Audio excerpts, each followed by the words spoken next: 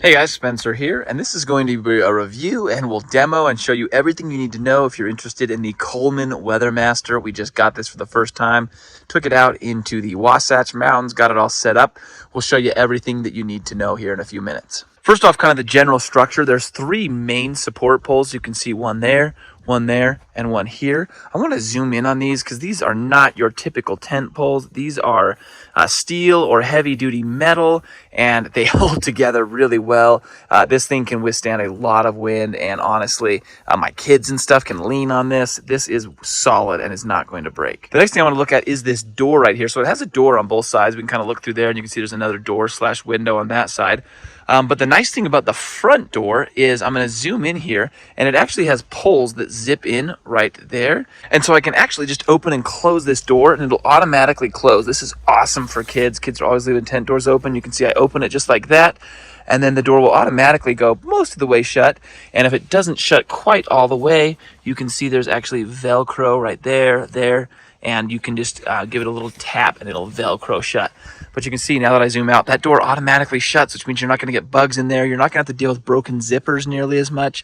Really a well thought out design. Now I do want to take a moment to show you the inside. Like I said, we're in the main door, and then there's another door right there that you can see. And then window, huge window on both sides. So lots of windows for air to go through.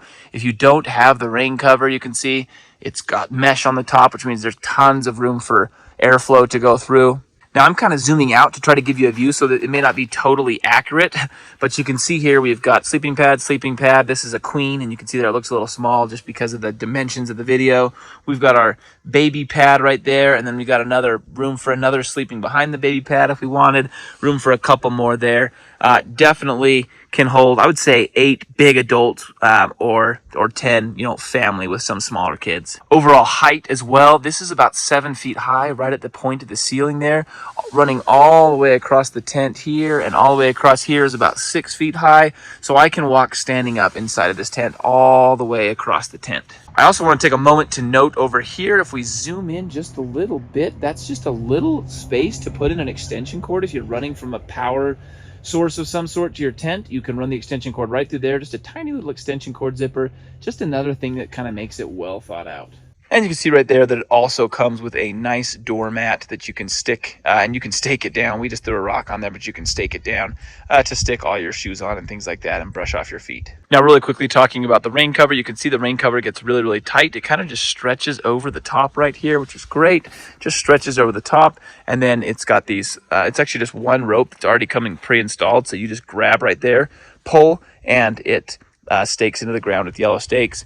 It's not going to rain tonight, so we didn't set them all up, but you can see it's got 6, 3 on each side, 1, 2, 1 on the other side there, and 3 on that side as well. I want to talk real quick about the bottom material. It's tarp-like, and so while it's not technically totally waterproof if it did rain totally on the ground, for the most part, it's going to be water resistant, meaning you can lay it on some damp stuff like we're laying it right now, and you're not going to see water and stuff seep through because it's that tarp-like material. Last thing is setup. It's going to take you about 20 minutes the first time, and from then on out, it's going to take you about 10 minutes. You're just going to set up the 3 core poles, the 2 small poles that go on the sides there to stretch it out, and then you'll probably want to stake it in to kind of give it its shape. Overall, this is an awesome tent. It's been well thought out. We've had a couple Coleman tents, and some of the smaller ones didn't do well, so we kind of invested in something with a little more guts to it on this one, and we could not be more happy. I think it's going to last for a very long time, and we could not be happier.